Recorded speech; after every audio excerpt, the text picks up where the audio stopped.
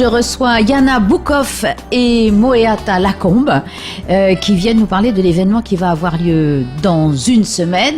Mais auparavant, Yana, tu nous fais le plaisir d'offrir ta voix pour le concert de la paix. Oui. Parce que c'est quelque chose qui me tient à cœur, parce que d'abord, j'aime les organisateurs de l'association de musique en Polynésie, qui m'ont demandé depuis fort longtemps de participer à ce concert.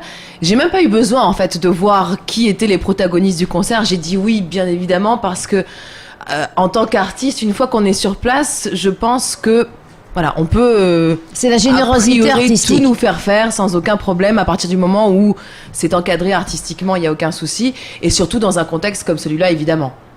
Oui, alors la musique en Polynésie, MEP, comme on dit, Moeata. Alors un petit peu plus d'explications pour ceux qui ne connaîtraient pas encore. Oh là là. MEP va fêter ses 30 ans l'année prochaine, en 2016. En 2016, c'est une organisation non gouvernementale et qui dépend de la loi de la loi 1901 qui s'occupe de musique et de musique pour tous, c'est-à-dire que elle est ouverte à toutes les expressions musicales dans le monde. Et elle s'adresse aussi bien à toutes les générations, à des mélomanes qu'à des non-mélomanes. Et on voudrait surtout s'axer un petit peu sur la jeunesse et faire un peu d'éducatif, d'éveil musical, etc., aussi bien sur Tahiti que dans les îles, dans la mesure du possible. Mais bon, on est un petit peu limité par les finances, bien sûr. Ah, ça, c'est vrai que le transport maritime, ça fait un gros buzz, ne serait-ce qu'à l'Assemblée en ce moment aussi, parce que c'est compliqué, c'est très compliqué. Tout à fait. Et donc, alors, en même temps, tu fais partie des Sœurs Optimistes. Alors, on résume vite le concert de la paix, qui va avoir lieu donc, ce samedi. Vendredi. Demain soir, à la mairie de Piret, à 19h15. Et donc les fonds vont être recueillis sont recueillis pour les enfants du conservatoire de musique. Pour pouvoir les inscrire. Ceux qui sont vraiment déterminés à faire de la musique ou à faire de la danse, enfin voilà. Donc voilà, c'est très concret. Mais qui n'ont pas forcément, dans les familles, n'ont pas forcément les moyens de payer les inscriptions. Voilà, alors c'est tout à fait dans les Sœurs Optimistes, en musique en Polynésie. Voilà. Alors je suppose que c'est pour ça, Yana, en sorte que tu as tout de suite accepté. Ah oui, tout de suite, sans discuter une seule seconde, parce que tu le fais bénévolement. Hein. Je le fais bénévolement. D'abord, je suis moi-même maman. J'habite en métropole, donc on a la chance d'avoir quand même un peu plus de moyens pour inscrire nos enfants. De façon un peu moins onéreuse, j'imagine, qu'ici, parce que c'est quand même très, très sélectif comme domaine. Et puis, par exemple, qui a un lien quand même malgré tout, j'ai à cœur, en effet, d'aider les enfants en règle générale. J'organise, sans vouloir faire du tout de promotion, mais ça tombe bien qu'on en parle, le 15 octobre, un concert pour SOS Chrétiens d'Orient pour les enfants mutilés de guerre en Syrie. Oui, parce que j'ai été en 2011 en Syrie, j'ai eu la chance de chanter à Alep, une semaine avant la révolution. C'est quelque chose qui me tient à cœur, d'une part parce que je suis allée à Alep, de deux parce que j'ai des origines syro-libanaises de par mes aïeux. Et je trouve qu'on bouge pas assez. De toute façon, on bouge pas assez. Quoi qu'il arrive, c'est jamais trop. Voilà, de faire des choses humanitaires, de bon cœur, sans que ça vous coûte... pas en énergie, puisque bien évidemment on donne de l'énergie, mais sans que ça nous fasse quelque chose de négatif sur notre emploi du temps. Si on peut donner, on donne. Il n'y a pas de question à se poser. Voilà, parce que pareil, toujours les fonds recueillis vont directement concrètement à SOS Chrétien, dans un orphelinat qui est là-bas, dont on est déjà en contact, et on sait que c'est pas forcément concret, religieux ou politique. Ça n'a rien à voir. Justement, c'est ça qu'on bien que ça s'appelle de mettre... SOS Chrétien, c'est parce que c'est une association. Voilà, mais sur scène, j'ai réussi à avoir plusieurs artistes qui sont déjà venus quasiment pour la plupart ici en musique en Polynésie, mais qui sont protestants, chrétiens, musulmans, juifs. Voilà, j'aime à rassembler justement pour ce genre d'événement, parce qu'un enfant est un enfant.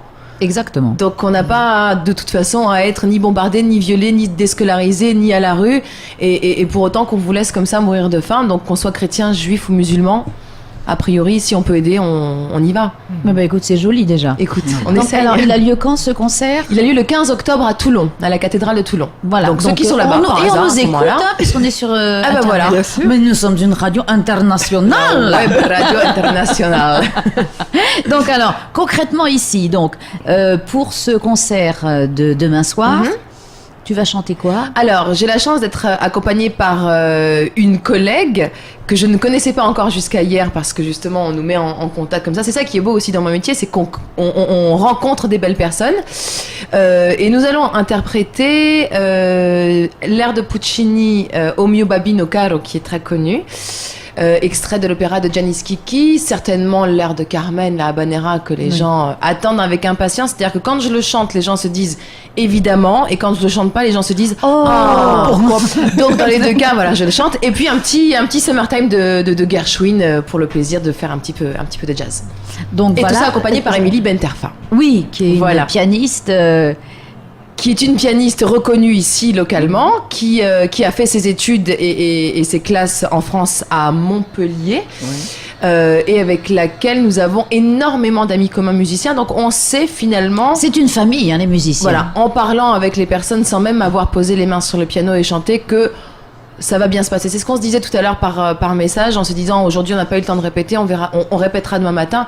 Mais le feeling passe humainement, donc a priori il n'y a pas de raison que artistiquement ça marche pas. Alors pour le concert du 2 et du 4 Oui. octobre, alors Le programme est un peu plus développé du coup parce que c'est un vrai récital qui dure 1 heure et quart. J'ai essayé, c'est la deuxième fois que je viens chanter ici. La première fois j'ai été accompagnée par un ami qui s'appelle Emmanuel Rosfelder qui est guitariste. Donc c'était pour le festival de guitare. Et donc nous avons essentiellement joué de la musique espagnole parce qu'il n'y a pas beaucoup d'autres répertoires à moins de violer un petit peu les airs d'opéra, ce qu'on essaye aussi de faire. Mais donc le répertoire espagnol, ça c'était il y a 1 an et demi. Et là justement, j'ai envie d'offrir aux gens qui m'ont déjà entendu un panel beaucoup plus large et beaucoup plus éclectique. Donc on part de la musique russe de Serge Rachmaninov, de Tchaïkovski, en passant par du Mozart, les Noces de Figaro, le Barbier de Séville de Rossini, Carmen aussi. Attends que je regarde. Gershwin évidemment, Samson et Dalila de Saint-Saëns. Enfin bref, c'est vraiment très éclectique parce que c'est un... Quand j'ai parlé avec Jean-Louis Larrey, il m'a dit fais-toi plaisir. Alors c'est de rare. toute façon, lui c'est le roi Voilà. de l'épicurienne. Alors c'est très rare L'épicurienne. parce que vous savez quand on vous dit fais-toi plaisir, on y va mais franco, et en général on vous dit après qu'on ait envoyé le programme ah oui non c'est très bien mais est-ce que vous pourriez, alors là j'ai eu la chance d'avoir carte blanche pour le programme. Les deux programmes des deux récitals sont différents et donc dans les deux récitals on a réussi à partir du baroque en gros jusqu'au jazz sans aucune gêne et sans Voilà, transition, parce et que on se bon, régale. Il y a le 2 octobre, ça se passe Au conservatoire, à 20h. Et le dimanche 4, c'est à l'hôtel du Méridien. Voilà, exactement. Et le Méridien, j'ai déjà chanté. Au conservatoire aussi, j'ai déjà chanté. Et à travers ces concerts aussi, on a une petite micro-représentation avec les élèves justement du conservatoire, pas pour essayer, mais pour faire en sorte que les élèves non pas s'intéressent au chant, ils sont déjà au conservatoire, donc ils s'intéressent à la musique, il n'y a aucun problème.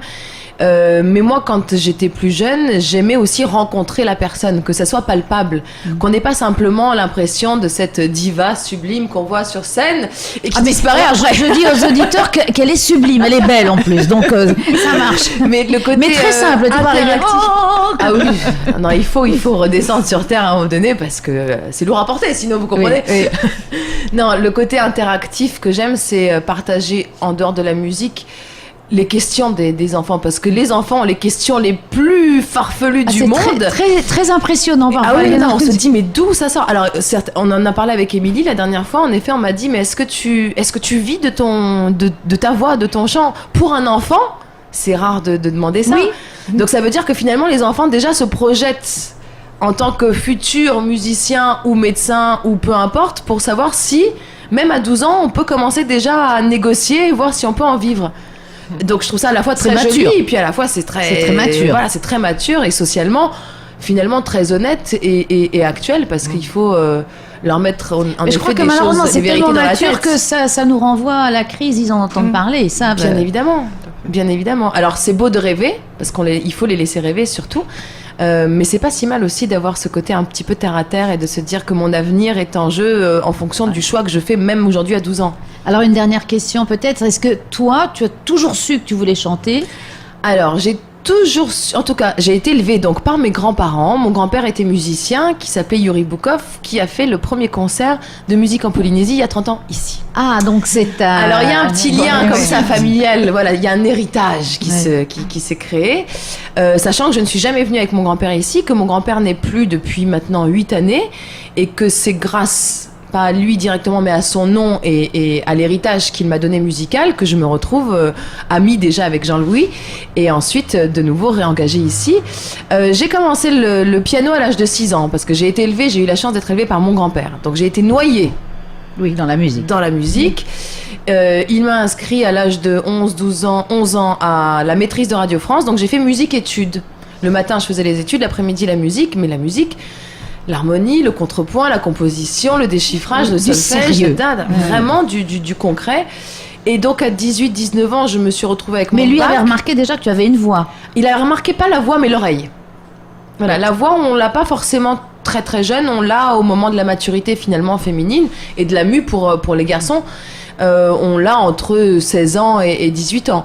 Mais dès 6 ans, il s'est acharné, et heureusement, parce qu'en tant qu'adolescente, à 12-13 ans, on a toujours envie de lâcher l'instrument, parce qu'on a d'autres choses à faire, et les amourettes, et le cinéma, etc.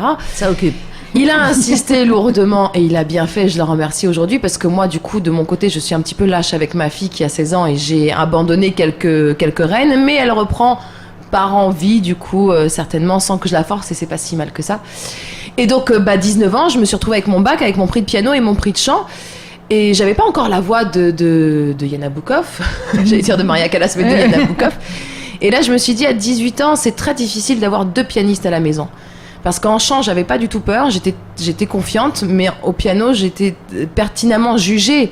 Pas jugée, mais en tout cas contrôlée. Il fallait toujours dans l'excellence, vu le grand bac. Exactement. Et alors du coup, toute seule, et puis avec l'aide, finalement, le conseil de ma grand-mère, sa compagne, qui est aussi une artiste, qui est écrivain, romancière, enfin bref, une famille de...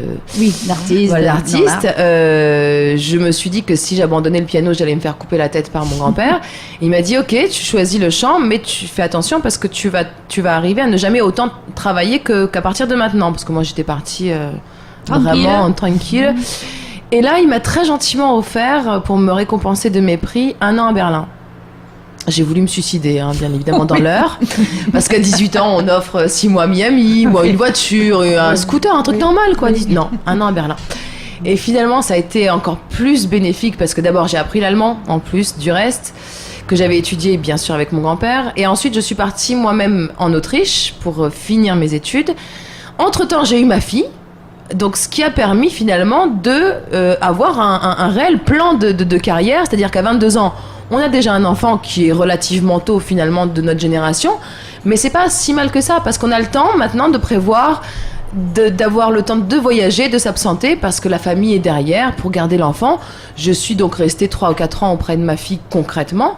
Puis dès qu'elle a commencé à grandir et à comprendre et à concevoir mon métier et à avoir la notion du temps. Oui, parce que c'est très difficile pour une jeune enfant. Donc à partir du moment où elle a eu la notion du temps, j'ai pu m'absenter. Et bon bah là aujourd'hui elle s'en fout complètement, elle est très contente parce qu'elle a 16 ans. Elle serait bienvenue à Tahiti aussi peut-être avec Elle toi. serait bienvenue à Tahiti. La première fois elle a failli venir mais ça s'est pas fait. Mais là le problème c'est qu'elle est en plein milieu de sa scolarité, elle est en seconde. Oui. 3 semaines en seconde, c'est un petit peu important. Bien. Donc elle choisira un métier où elle voyagera elle-même. Oui, elle amènera sa vieille mère. Ça donne vraiment envie d'aller t'écouter. Donc c'est déjà gentil. Demain soir pour le concert de la paix. Exact. Et le 2 et le 4 octobre, donc au conservatoire et aussi au Méridien. Voilà. Alors est-ce que je peux simplement préciser rapidement parce qu'on va avoir simplement préciser les tarifs. Alors le prix de la place est de 4 500. 3 000 pour les adhérents et 1 000 pour les... Voilà. Le 2 et le 4 octobre. Voilà. Pour le concert de la paix. Pour le concert de la paix, c'est 2 000 francs. C'est un tarif unique. Voilà. Donc, vendredi et dimanche, 4 500 francs. Voilà, exactement. Et salez-vous. Voilà. Et je tiens à remercier... Parce que vous le valez bien.